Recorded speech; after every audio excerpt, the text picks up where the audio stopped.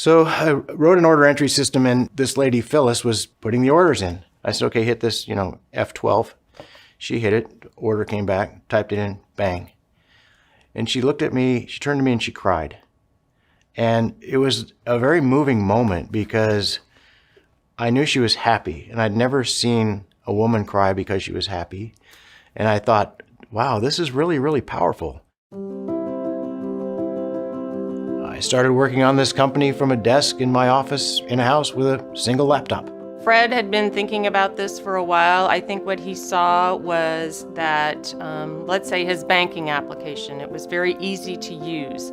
And he really wanted to take that concept and put it into the enterprise world. Like, okay, let's make some software that's really easy to use, very intuitive. The company was just an amazing place to be. I mean, it was just a small group of people completely focused on what we were doing, led by Fred, which was just remarkable. We weren't building this code in a vacuum. We were building it with the customers. Knowing the experience in the room, these guys were the most legendary, brilliant guys of that company. Fred he loved solving complex problems, but not just solving complex problems, solving them in the most simple way possible. Working with the customer and figuring out how to make their life better. That is what ServiceNow is all about. That's what it was about in the beginning. That's what it's about today. So if you've just joined the company, I think it's a company that was founded on hiring great people, taking care of the customer. You just can't be too full of yourself. Come here, teach us what you know. We'll teach you what we know. Bring that quirkiness with you. Bring that uniqueness with you. Bring the crazy hair, the music that you love. And we had this release go out. Then Fred got up and he stood on a couple of cases of beer. He started talking about what was in the release and thanking some people. And then he got kind of teary, like Fred would do. And then I looked around the room and other people were, getting emotional. And that's when I kind of realized that, these people are serious. And we're actually really trying to do something and do something good. I will tell you, we have a legacy. My daughter works here. I can't even cry. Okay, I'll get there. You can cut all this stuff. The original founders of the company, beginning with Fred, always had the customer as the first, second, and third priority. It's that passion, it's that differentiation around not only delivering on the promise, but continuously innovating. I believe that their cause will always endure.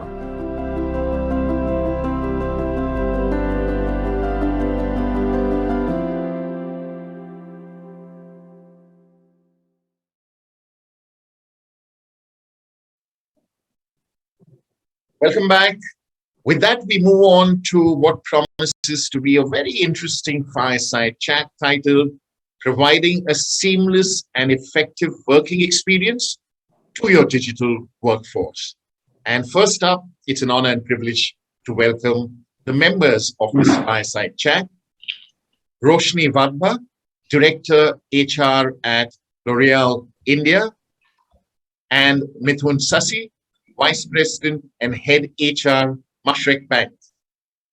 This session will be moderated by Prateek, Roongta, Managing Director and Partner, BCG India. Prateek, over to you. Thank you, Ivan, and good morning all. Good morning, Roshni and Mithun. Good morning, Prateek. Good morning, everyone.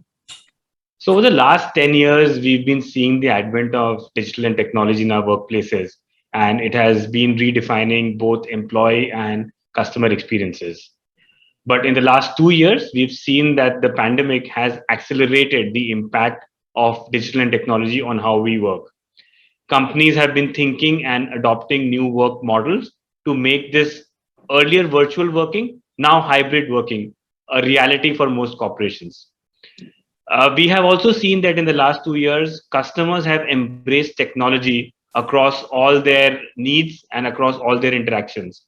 Whether it be financial services, whether it be e-commerce, or any sort of interaction, customers have become much more comfortable to doing things digitally and using technology. How do we create the same experience for our employees?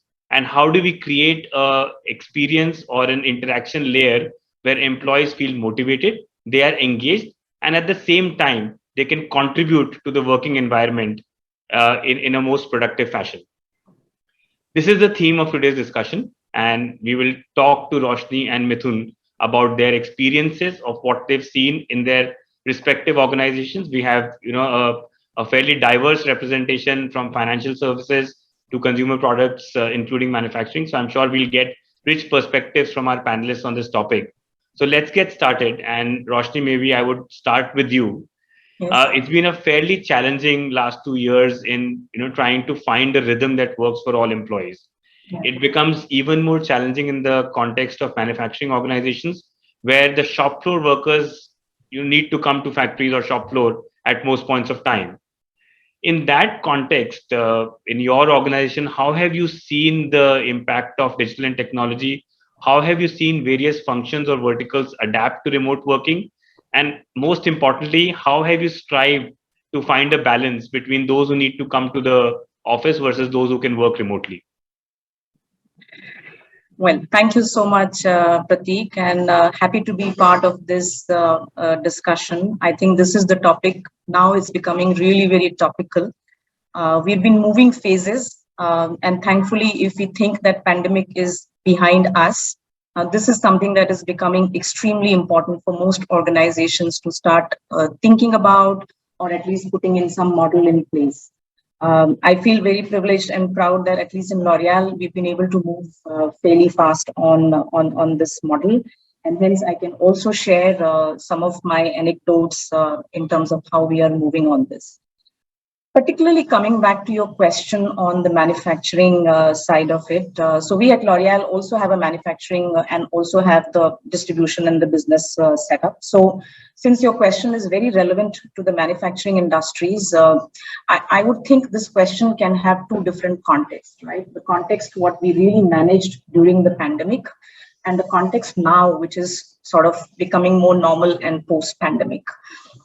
So like many other organizations during pandemic, the production has to continue, your products have to be manufactured because there is still a demand in the market, but yet you have to manage the entire work model in such a way which is extremely safe and conducive to your people. So like many other companies, we also went into becoming a very hybrid, even during the manufacturing, even in the manufacturing industries, by dividing the whole groups into team A, team B, with utmost safety measures that we employed, right from picking up to dropping, etc., etc. But I guess this is something that everyone has done, has already done it, and probably we need to now move forward to a different context, which is the post-pandemic, context. Now, if I were to look at,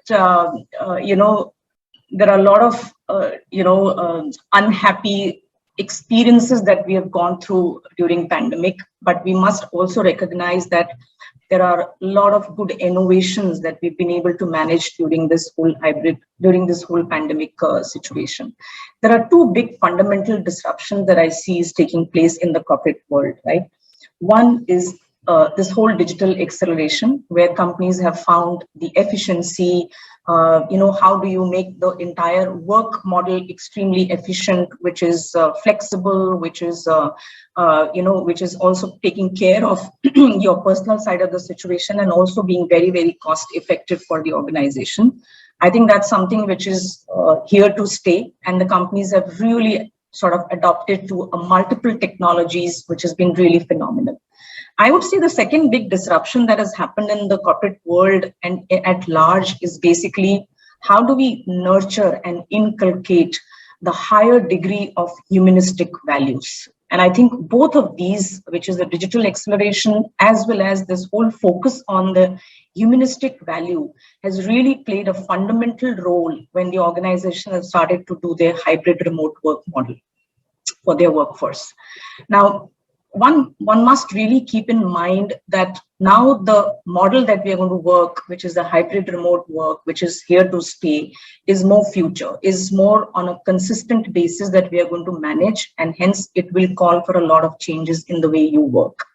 At the same time, it is also very important that we must understand that the hybrid remote is not a benefit or an entitlement, right? It's a flexibility. It's more of a work arrangement that we must do it to accommodate organizational as well as personal needs. I think that's the very fundamental when you start to work on your hybrid remote work model.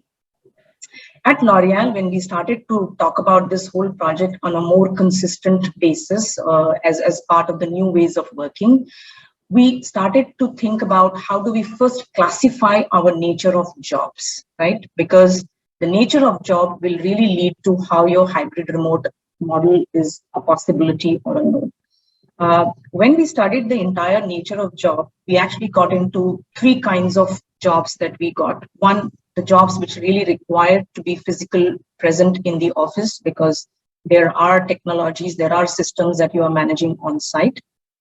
There are jobs which could fundamentally happen perpetually from remote. So you might come to office for a few occasions for a touch base, but these are the jobs that you can extremely do, remotely forever. And then there are jobs which really requires you to have some touch base as well as use of technology or a remote working mechanism. Now, if you look at this kind of architecture that you really brought in, and when you look at the manufacturing, where most part of the jobs are really required to be, in because it's a production, you are actually managing the whole assembly lines and so on. Most part of the jobs in manufacturing actually do not fall into the hybrid remote working. Of course, there will be some functions in the manufacturing setup which could still use this flexibility. But it's a fact that post-pandemic, we are seeing that, people in the manufacturing setups are coming back to the normal, ways of working. But what has changed fundamentally? And I think, even in the beginning, when we started this whole conversation about how are we managing our digital workforce, right? So the situation really fundamentally remains even at the manufacturing levels, where I think most jobs are now becoming very, very digitally savvy, right? We are deploying a lot of technology at every place. One, either to take care of our employees in the best possible way, because that's something that we want to continue as a safety, as a safety culture in the organization. And then there are a lot of processes which perhaps were not highlighted to be the best digital, or a digitized processes are now really taking a front seat on all of this. Just while as we speak, in our manufacturing plants, while safety is very important inside the premise, we have started talking about safety even outside, right from the time when you get picked up by your transportation and so on. So we are actually deploying digital technology even in our transport, vehicles to make sure that we are tracking through GPS, CCTV, or some sort of a mobile apps that we are now deploying for our manufacturing workers and for our teams in the manufacturing plant to make sure that they are extremely safe and being taken care by all the precautions that they must do even during the transit time when they are coming to the manufacturing or their setups. Plus, there are a lot of other digital processes that we are now, employing to make sure how our packaging lines are becoming extremely efficient. We are deploying drones now in our manufacturing setup to do the stock taking, in the system, which otherwise used to happen through some manual intervention. Now, all of this is now really accelerating is the fact that there's a lot of digital setup that is happening even in the manufacturing setup. This also has a lot of impact on the way we are skilling and upskilling and reskilling our people at the manufacturing setup. Our staff in the manufacturing setup are really becoming more and more digital.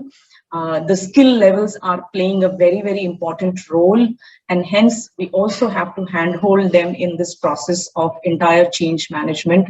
It's the big, work that we at HR in L'Oreal overall, are doing. And I hope this answers your question of how the situation of this whole digital workforce management, at least in the manufacturing setup, is happening today. Yes, indeed. I think very pertinent points. And, a couple of key takeaways for me from here. Obviously, you've done many things to manage the situation, but one big message for me to take away is that it's not really a challenge, it's an opportunity. And how we embrace this and ready ourselves to the future will really, decide the future of corporations. So very insightful thoughts, and thanks for that, Roshni.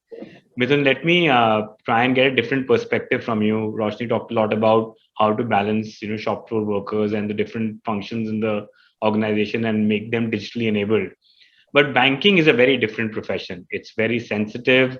Organizations don't even allow mobile phones on the trading floors.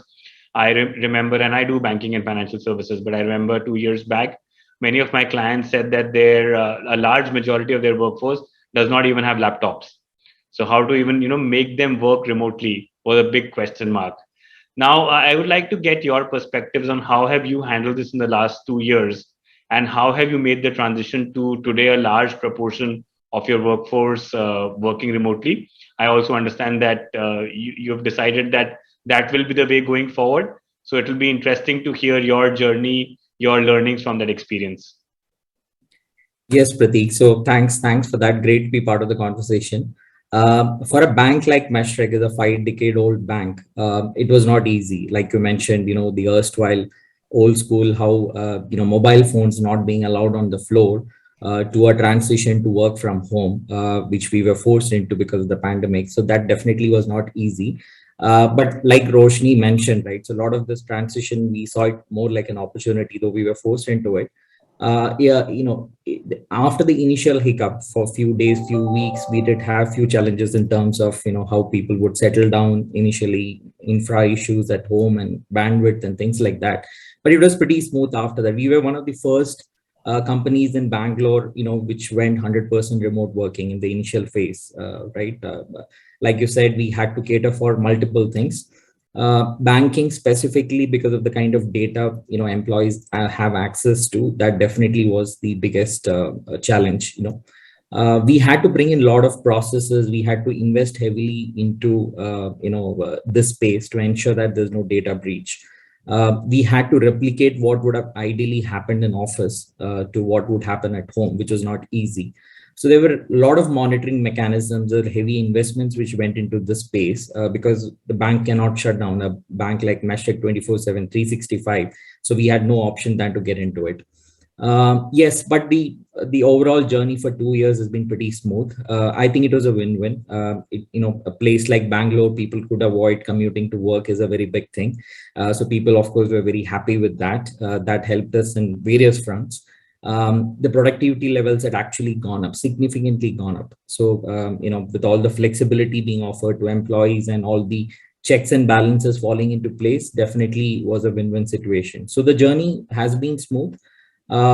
This made us realize that, contrary to what we have been thinking, and this is something which we could embrace as a model going forward. So that forced us to look at each and every single job, classify it, like Roshni mentioned, into 3 categories. One are those set of jobs which they need to come to office going forward because of the nature of the job. Second is hybrid, which is again, you need to be in Bangalore in the city to come to office. And 70% of our jobs, we realized that could be handled remotely, because 2 years we did that very effectively. So we took this bold step of moving or making this as a permanent model, not just during the pandemic. We decided to give all of this flexibility to employees, and 70% is a big number. So that is what we have gone through. It's been a great journey. In terms of, but yes, of course, like a bank, there needs to be enough checks and balances to be created in the system, so that that's taken care of. So that's the journey so far with this. Wonderful. Thanks for that, Mithun. And clearly win-win for companies and employees in the last 2 years. The question is, how do we make it sustainable and scalable going forward? And in that context, both you and Roshni talked about, 1, digital enablement, and 2, the right checks and balances that need to be put in place such that this continues to be a win-win. But Roshni, let me come back to you with a different question. Win-win it is in terms of getting work done and productivity. But one question that often occurs is, what about employee engagement? What about employee inclusiveness? People working remotely from their houses, do they even feel part of the same fabric and same culture? What has been your experience on that, and how have you managed to drive inclusiveness even while people have not been coming to work? Frankly, Prateek, I don't think we have a ready playbook on this so far. I think just as the time when we started on pandemic, everyone was figuring it out and learning and sharing from each other. I think these are the times again when we are setting up a new culture of hybrid.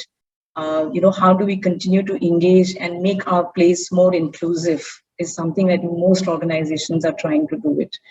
I think in the last 2 years, if you see, most of us in the corporate setup have gone ahead, done heavy recruitments. We've hired people all online. We have integrated people all online. Many of those people have not even visited office to see, how your work setup looks like. And these are very big paradigm shift that we are talking about, because we are so used to going to office, speaking to people, those corridor chats, standing at the coffee vending machine and having those small talks. I think those becomes a very intuitively a part of your culture, where you're constantly engaging with your people, irrespective of the big engagement programs, whether you do it or not do it. I think those luxuries do not, stay at this point of time. And I think going forward also, when we become more, hybrid, it's very important that we need to bring this whole socializing aspect of connecting with our people in a very, very dynamic way, in a very, very innovative way. I don't think I have the right solution for this, but I think what we've tried to do in L'Oreal is, over the last 2 to 3 months, we've been conducting these whole workshop called Best of Both Worlds. Because ever since we started doing this hybrid remote working, there were situations where people are in office, so they are directly physically connected to the meetings and discussions, but there are people who are not in the office because of the flexibility that they are availing. They are hooking on from some other places. I think first and foremost, for this whole hybrid remote working model, when we started doing Best of Both Worlds, there were two fundamental setups that we established. One, how do we inculcate the culture of O plus O, which is online plus offline? So how do you bring your managerial capabilities, your inclusive capabilities, which is very O plus O?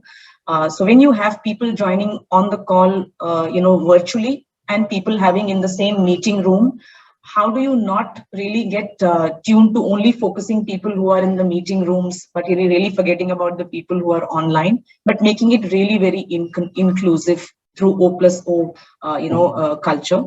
The second is, when we started doing this Best of Both World, we went very targeted approach. So we said, let the manager come into this workshop along with his or her team members.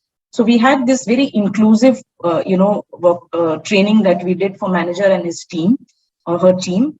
And then we asked the whole team to develop their own work rituals, right? So what kind of work rituals that will help you get the best out of your new working model, which is O plus O, is something that we left the manager and the team to co-create together. I think that really helped, the managers to articulate that these are some of the meetings which must happen in physical form. These are some meetings that could happen in O plus O. And within O plus O, what should be our meeting charter or our meeting behaviors? How do we do some celebrations? So there could be some socializing event that we could do online, but there could be some socializing event in a smaller group that we really need to do offline. To build the whole connection, because you build inclusive culture only when there is connection. I think that has really helped. It has become very complex because now every team has its own rituals and chartered. But I guess that's the world that we are moving in right now, where there is a personalized approach, there is a flexible approach, which has become very, very important. And I think we are so far testing our water levels through this journey, and it's working quite fine. We'll see how this sustains over a period of time. And my hunch is that as we start to do more and more, it becomes a part of your culture. It's become a part of your living thing. And hopefully we should be able to sort of set a new norm for ourselves in the way we engage with people and the way we work in O plus O format. Thanks, Roshni. I really like the O plus O articulation. I think that's going to be the reality going forward. And some of the things you said are very, very relevant. I think most important is we should enable teams to find their own rhythm because one style of working, one model may not work for everyone. And the other important thing is we have to celebrate even while we are working remotely. When we at BCG, been struggling with this question for the last 2 years on how do we build the connection, but some of these things on finding time to not talk about work even while you're on the laptop or celebrating in small teams is something that we found to be effective. Maybe it's not the full online world does not lend itself to full inclusiveness, and therefore the O+O is what will help us find the right rhythm going forward. Mithun, let me ask you a different question. One of the challenges that I talked about is the engagement of the employees. But the other issue that we've repeatedly heard in the last 2 years is work-life balance. We've heard employees talk about the fact that the boundaries between work and home are blurring now, given that most people are working from home, and therefore they see that work hours have extended into late nights or weekends. Have you experienced something similar at Mashreq Bank, and what measures have you tried to put in place to make this more sustainable for employees going forward? Yes, Prateek. So like you said, so like most organizations, we also encountered the same problem. But I think we had to get the focus onto this topic, make people realize. But if I take a step back, I think, like Roshni mentioned, I don't think people are used to this, or we still don't have all the answers. One of the initial realization was for managers who were used to managing a team on the floor. They had to go into a completely different model. And so the initial, kind of response was, I mean, what do I do? Now I have my team spread across the country. They're working from home.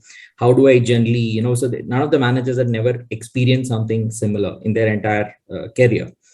So we had to start from there in terms of empowering, training, having a lot of discussions around in terms of how you could manage teams remotely, which is a completely different ball game than to how traditionally used to manage it on the floor. That helped us significantly. I think one of the topics, of course, or to be conscious of the fact is the work-life balance issue, where you rightly said in terms of people assuming that somebody is available 24/7, 365 and the boundaries getting blurred. So we had to sensitize people at all levels, the leaders, managers, and employees, and to tell them there needs to be a boundary. So, for us, we have it's a wide variety of roles what we handle in the center in India. We have technology, we have analytics, we have operations, we have call centers. So what works for team A wouldn't be right for team B. Similar to what Roshni mentioned, so we took an approach. We went back, we partnered with the leaders in terms of identifying what boundary works well for them. But it's important to have a boundary. We believe in that, and that could be defined within a team.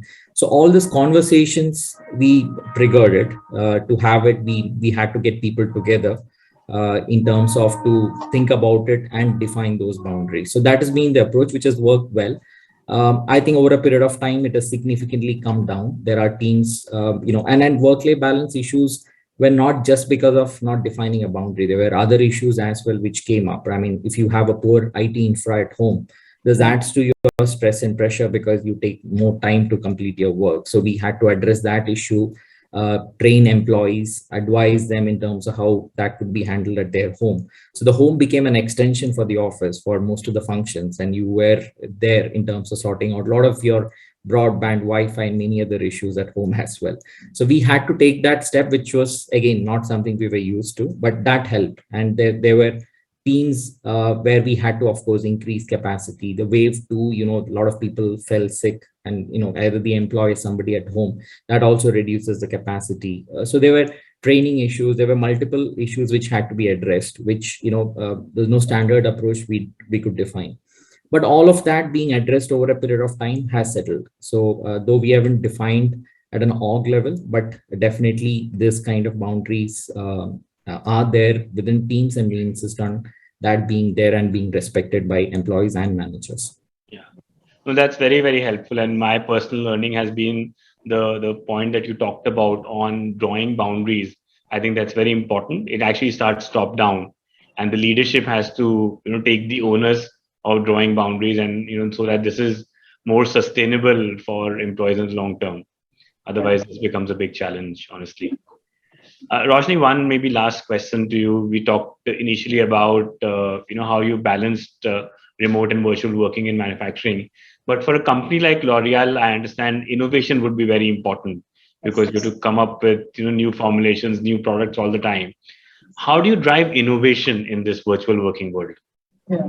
No, I think it's a very important question, Prateek. And I think one aspect which is very prevalent to L'Oreal is innovation is basically part of our culture. So because we want to be a thought leader in whatever we do, and hence it's important that we continuously innovate, whether it's in products, whether in processes, in services, any kind of aspects of the job that we are into it. So it's pretty much the culture. And, I fundamentally believe that the culture gets built only when there is a strong connection. If there are no connections, then you are not able to build a strong culture. Having said so, at the same time, what we are also seeing is that most people in the corporate world have a very reflection moment at the moment, right? They are in the fundamental frame of mind to rethink about or repurpose about, going back to work. So what is my purpose of going back to work? And I think both these has to marry. You have to make sure that your connection and your culture remains sustained in the organization. At the same time, we also have to ensure that individually the whole, the rethinking or repurposing that people are going through needs to be respected. So fundamentally, I think collaboration and bringing the diversity together is the core to the innovation. And this we could do it only by repositioning our entire hybrid remote work model that we launched, where we said that coming to office has all the new meanings now. Yeah, so don't come to office if you have to come and do your analytical work. Don't come to office when you have to review your reports. I think these are aspects of the job that you can really do remotely. Come to work only when there are collaboration or brainstorming sessions that are happening. So make use, of the space that is now available in an absolute changed, setup. Our entire office is completely redone. We have broken all the cabins. We've broken all the entire, the walls of the cabins, etc. Now we have most of the spaces called collab spaces. So where people can actually sit and collaborate. So coming back to office, your fundamental messaging around this has to be very, very important when you are doing the hybrid remote work model. And for us, I think because innovation is very important, collaboration and diversity coming together is very important. We completely redone our offices today, where people come to office only to meet and have conversations. They have their ideas, but bringing all ideas together to make the meaning out of it and make it most innovation is something that we really think is working well for us. I think fundamentally this is what the model even most organization would think would really work. I would want to believe that, unless something else happens disruptively and we are completely, taken by surprise on what more we need to do. So it's all experimental phase, if I were to say. But I think this is a very core of L'Oreal and we don't want to change it. I think people will have to come back to office on few days. And all those rituals become really very important what you derive for your teams to sustain our innovation model. Oh, very, very interesting, very pioneering, I must say, the redoing of the office. I know many of our clients are talking about it, but I'm glad to hear that you've already done it to drive collaboration. In fact, in a recent research that BCG conducted across 12,000 employees around the world, we tried to understand what was working and what wasn't. The point that you mentioned, 80% of employees who did not need to collaborate in their jobs felt that productivity had gone up. But for employees who needed collaboration, that number was only 50%. Yeah. I think for those people, just coming back to office might help them bring back the collaboration element and the working towards driving innovation together. Mithun, any last thoughts from you on the same topic on how have you driven higher collaboration in your work environments? Yes, Prateek. So, when it comes to engagement for us, we believe it has to be much more holistic, right? So a lot of factors which need to come together for somebody to be happy and engaged with the organization. So we call it the Wheel of Happiness framework. So, your relationship with your manager, rewards, recognition, your growth, development, a lot of things come together. Collaboration is a very big piece in this, right? Where one of the areas where we are facing a challenge is definitely a collaboration, especially like what Roshni said. So we've had a 70% increase in our headcount in the last 1 year. So that's a significant addition in terms of the numbers. What we realized over a period of time, for teams which were used to working together in office to go home and start remotely working, it was an easier piece. But for people who are getting inducted and with some kind of an attrition happening, a churn happening, slowly you are seeing signs where you need to get involved. You need to have interventions, right? The Roshni mentioned in terms of the chats which happen in office, right? So a lot of things which we used to take it for granted, right? Which used to happen naturally, we had to now recreate them, virtually, right? And there's no way we can leave the offline or the online world. So both worlds have to be met. So we had to figure out in terms of how do we now achieve this. Again, no standard templates. I don't think we still have the answers. We are trying to do a lot of things, but definitely we are seeing positive signs. So we are, getting leaders to travel. We have people spread across the country. We have local town halls. We go to a city, call everybody who is there in and around. We meet them, have a lunch, have dinner, have a mini town hall there. We get people initially for 2 weeks to come to Bangalore, stay put here, go through the orientation, induction. At least they know the office, they connect with few leaders and managers, and that helps in terms of settling down initially. We encourage teams to come, even if the jobs are classified remote working, once a month, twice a month, whatever works out for them. We help, get them to the office. They stay put here for some time, they get trained together, we organize some team bonding activities that helps to an extent. There are a lot of virtual events we conduct. I mean, last year we had more than 70 plus events. It's an overkill in terms of numbers, but we were very conscious we were overdoing it. We wanted to over communicate. We wanted to get people together as much as possible. We have a mandatory coffee session, an informal chat which the leaders have to do. Virtually with their videos on, because there's a tendency to switch off the videos. So we have to force a lot of these things. I think all of this together definitely is helping in terms of collaborating. As next step, what we plan to do, we start getting, teams which work together, right? So as of now, it's more of at a team level. Team A and B are required to collaborate. We get them together, plan some activities, make them stay here for 2 weeks, send them back, get them back again. So I think it's a combination of all of this, which we need to do. So there is no more convincing required on that front, but it would evolve. We are definitely seeing signs where it's definitely positive. Thanks a lot, Mithun. I think very pertinent thoughts there.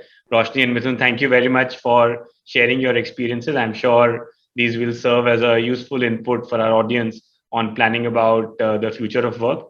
And let's just keep an eye on the wheel of happiness. With that, Ivan, handing back over to you. Thanks, Prateek. You are absolutely right. That was indeed a very insightful, informative, and engaging discussion on providing a seamless and effective working experience to your digital workforce. Roshni, Mithun, thank you so much for joining us at this Fireside Chat. We wish you and your respective organizations the very best going forward. And Prateek, thank you for doing a fantastic job of moderating this Fireside Chat. Thank you. Thank you. Thank you so much. Thanks for your time. Great connecting. Thank you. Ladies and gentlemen, just a few announcements that I've already made before during the break between sessions. Do visit our partner booths by simply clicking on the Experience Zone button at the bottom of your screen. Chat, speak, or video call any of them. And do come back to the live sessions again by clicking on the plenary session button at the bottom of your screen. Do visit the networking lounge, which is a button at the bottom of your screen where you can create a group and video chat with like-minded people. And the engagement zone is there for you. Click on the tab, visit the social wall, post your tweets and experiences using the hashtag #ETDigitalWorkplace. Take a selfie at the photo booth so that you preserve digital memories of this summit. Play a car rush game, which is specially designed for you. And do visit the signature wall, where you can post positive comments about the speakers, panels, content of the summit, etc. Do stay tuned in. We will be back on the other side with the next session.